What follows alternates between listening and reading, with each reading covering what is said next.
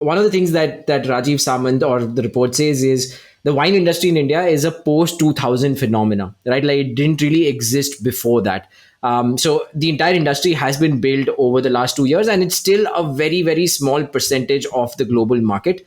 Combined, the industry is about 1,500 crores, so about $200 million or somewhere thereabouts. The thing with market size numbers, India or global, whatever, different websites, different data houses have like different numbers, but 1,500 crores seems like the number that the industry has sort of agreed upon.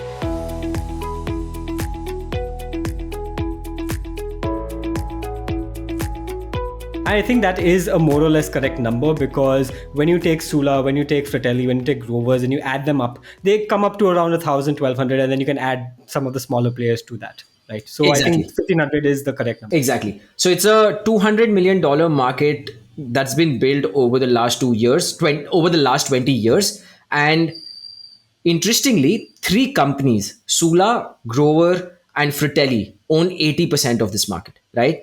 These are the oldest sort of wineries also, and they own 80% of the market. There are companies like Ambi Wines, Big Banyan Wines, York Wines, Chrisma, Charosa. These are sort of upcoming vineyards. But one of the interesting things about this business is one, it's extremely capital intensive, and two, you can't hijack growth because it takes its own process to get the grape that you need to produce the wine, keep it in the barrel for a few years for the wine to age, and then create that brand. So for example, one of the things that we discussed with the founder of Fratelli Wines, Gaurav Sekri, is these guys started the business back in 2006-7, and for 3 years all they did was grew the grapes that you need to actually produce the wine. And there is so much uncertainty even in that period, where if the produce of grapes is not wine quality, you're not going to be able to make the wine out of it. Thankfully, they partnered with some Italian, experts, and they got the produce right. But without good grapes, without wine quality grapes, you can't really make wine.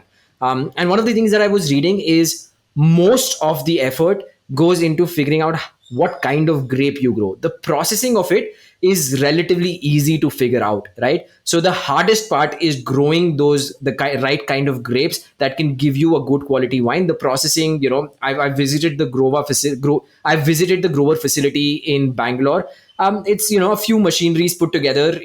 That's not rocket science. While there's a lot of innovation globally happening in the wine making technology itself, but that's not rocket science. The rocket science is how do you grow the right quality of grapes. And you know what? What I want to add over here is that I was looking at the structure of the organization of Sula Wines, and everybody else, so including the SVP of sales, including the CFO, everybody else reports to the COO, the chief operating officer, while the chief winemaker reports directly to the CEO and managing director.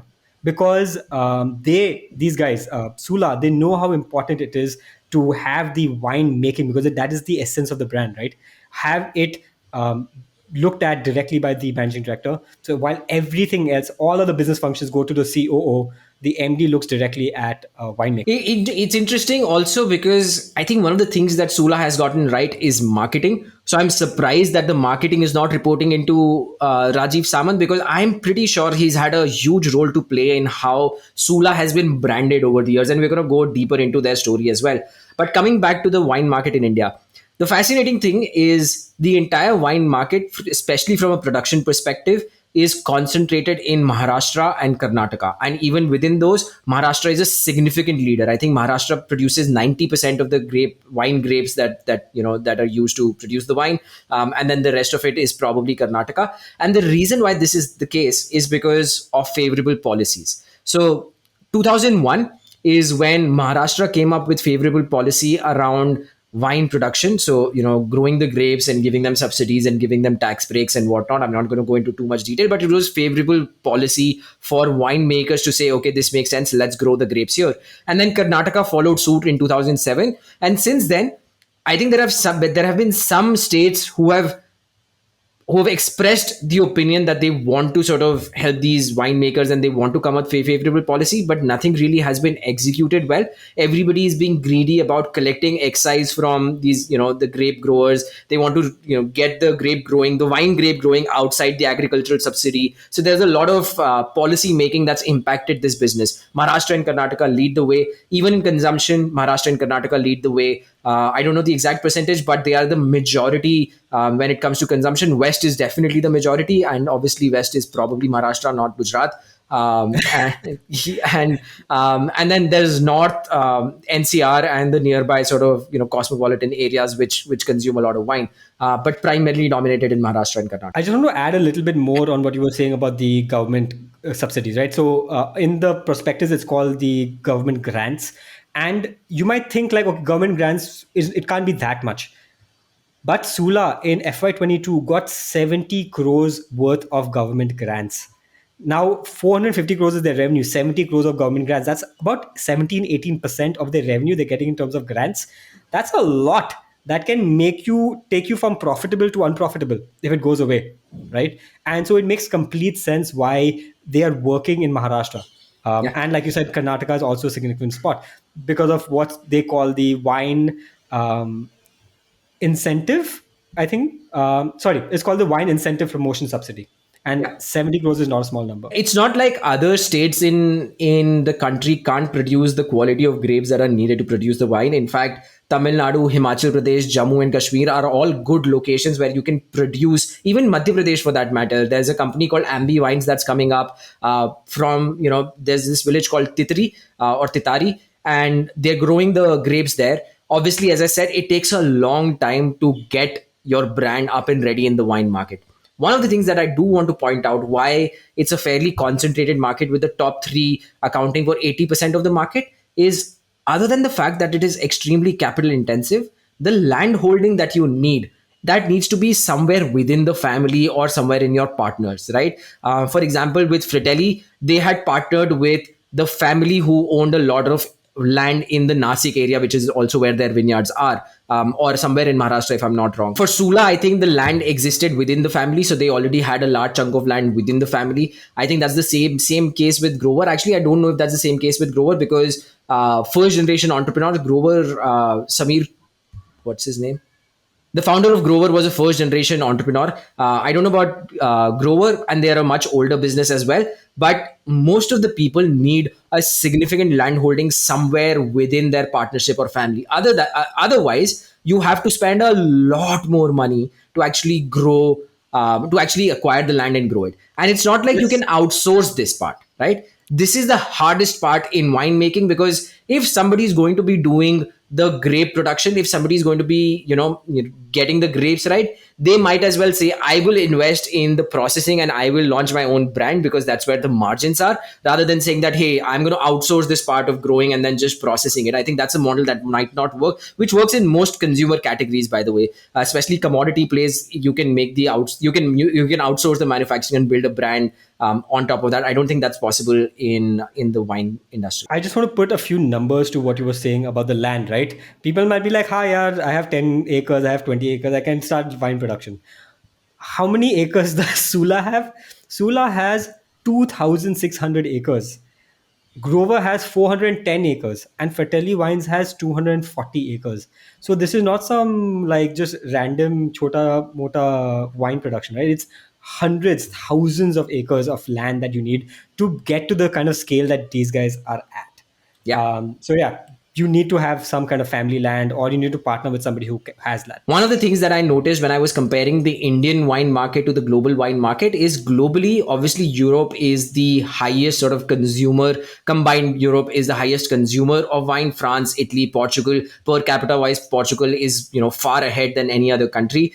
Single country basis, USA consumes the most amount of wine. I think 33, 33 33 million hectoliters. I didn't even know this was a term, but that's the amount of wine that they consume. But it's been stagnant or dropping for the last decade or so across all these countries. But in countries like China, in countries like Brazil, in countries like India, the wine consumption is significantly increasing. Between early 2010s and mid 2010s, the Chinese market consumption grew double digits, 16%, 18% year on year. And even the Brazil market right now is growing at 13%, right? Even in the Indian market, from the prospectus, is a double digit growth that they are projecting for the next few years. That's obviously because the base was extremely small. The Chinese market, though, as prosperity has happened, and that's a good way to understand if the Indian market could follow along the same lines. As prosperity has happened, as the per capita income has increased, as urbanization has happened, the Chinese market has exploded. It is today a $25 billion market. Another interesting point about Chinese data in general is, depending on different websites that you go to, you will get all kinds of data, right? I've seen numbers from 7 billion all the way to 73 billion. Again, 25 comes from a few sources that I think are believable. But even Forbes, for that matter, says, hey, China numbers are always uncertain. So, but it's a significantly larger industry. Even the per capita consumption is 1.56 liters of wine, compared to India, where it's 25 milliliters per capita consumption. So, if we follow the same path, which is we figure out how to increase the per capita income, the urbanization is already happening.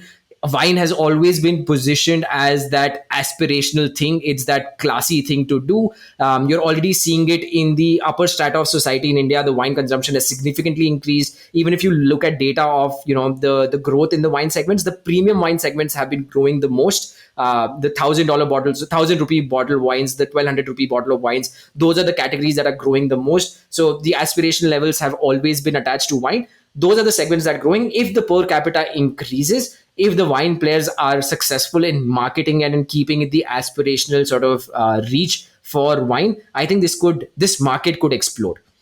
That led me to thinking, why hasn't the market exploded already? Whatever said and done, a $200 million market is not that large a market, right?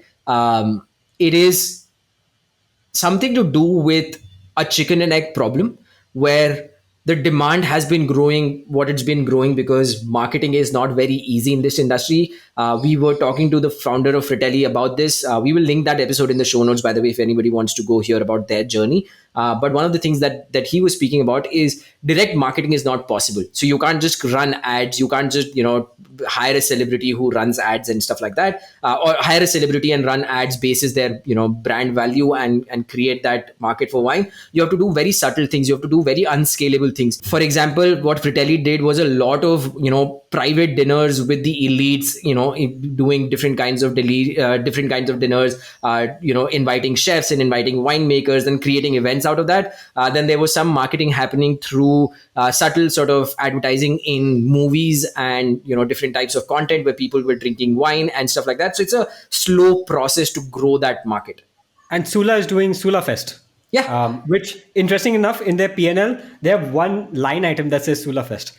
But anyways, we'll talk about those numbers as well later. Yeah, so the marketing in this industry has been very interesting. All these players, at least Sula and Grover, have relied also on agro tourism of sorts, where you can go stay at their resorts and see how wine is made and do the wine, grape crushing and do those activities in general. I think that's a smart strategy to get people aware about the brand. One of the things that I was reading, I think it was in the Morning Context article on Sula, which is a great article, by the way, except the Bira bashing that they've done, which seems unnecessary to me. I don't know what Bira has to do with Sula being a good company, but you link it in the show notes, right? Yeah, I will link it in the show notes as well. One of the things that Sula has gotten right, which I got from the Morning Context article that I'm going to link in the show notes, is they are the exclusive marketing partners, or the wine sponsors for the Jaipur Lit Fest. Which is interesting because Jaipur Literature Festival obviously gets a lot of audience from outside of India and even the elites within India. By having exclusive rights to supply wine there, they're able to brand it and create that positioning for their product. Sula has gotten marketing right for sure. We're going to touch base on what they've done. But a few other things that I wanted to note in terms of what's happening globally. Europe has been a very stable wine drinker for the last 5-7 years. It increases some years, it decreases a few of those years. Same with US. While they are the largest consumers, they've been fairly stagnant. South America is growing nicely. Argentina, even with all their economic troubles, is growing the market at 7-8% year on year. Brazil is growing it at 18%. Um, China, we've spoken about already. And one of the things that I do want to mention about China is 50% of their wine sales come through e-commerce, and selling alcohol in India on e-commerce is not legal. Some states have some flexible policies where you can do home deliveries and stuff, but at a national level it is not something that's permitted. Hopefully that opens up, these guys lobby and make that open up, because I do think that will have a significant impact in the market opening up, market growing. The only thing that's legal is that if you call your wine shop and be like, "Ha bhaiya, mujhe पाँच सूला चाहिए," and like, that's legal somehow, Yeah. and Yeah. e-commerce is not legal. Yeah. Yeah, that's the jugaad of India. Well, I think we briefly spoke about it when we were talking about the alcohol delivery segment on the Munchies episode, but this is a fantastic scam that happens in Gurgaon, which is people have gone on to Google, put their phone numbers in the famous wine shops, Lake Forest, whatever. So they've inserted their phone numbers, because Lake Forest obviously doesn't care about their Google listing. They've claimed the listing, they've put their phone numbers, and when people will call that nearby wine shop, somebody's going to answer and say, "Hey, sure, I will deliver it Paytm to this number." You Paytm the money, and the phone is dead after that. So you've lost the money, which Same is thing happens in Bombay. which is a It's a very scam interesting everywhere. scam. Yeah. Again, the classic Indian, ingenuity when it comes to jugaad. One of the interesting things to project how the wine market in India could grow is look at the percentage consumption of wine compared to the other kinds of alcohol, and see where India stands. So if you look at China, 3% of the overall consumption of alcohol is wines. In terms of liters, 3% is wine. If you look at Brazil, that's 2.3%, right? If you look at the more mature markets like US and Europe, it goes beyond 17, 20, 25% in some cases. But obviously their bases are much smaller. Europe has an obsession with wine. They have this colonial hangover also, by the way, when it comes to wine, because they call Australia and Chinese wines as new wines, new country wines. They don't even categorize it in the same way, because we've Australia, China, India haven't grown it traditionally. But they are much higher than 20%. India today stands at 0.4%, right? So there is a lot of headroom for growth, even if the alcohol market remains the same. Wine consumption probably should grow given the other trends in other countries. Obviously it could differ, it could pan out a completely different way, or it could land up somewhere in the middle. But that gives you some sort of angle on where the market could potentially lead to.